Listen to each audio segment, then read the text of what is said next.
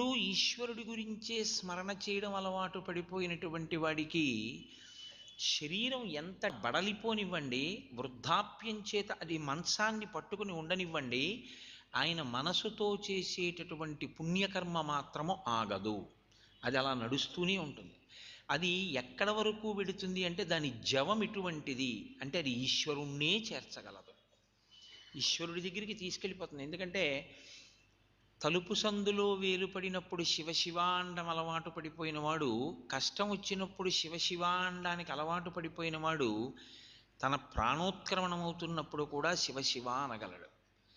అసలు మనస్సుని ఈశ్వరుడి దగ్గర పెట్టడం చేతకానివాడు ఎంత బలవంతుడైనా ఈశ్వరుడి దగ్గరికి తీసుకెళ్ళి కూర్చోపెడితే శరీరాన్ని కూర్చోపెట్టగలరేమో కానీ మనసు మాత్రం ఈశ్వరుడి దగ్గర నిలబడదు.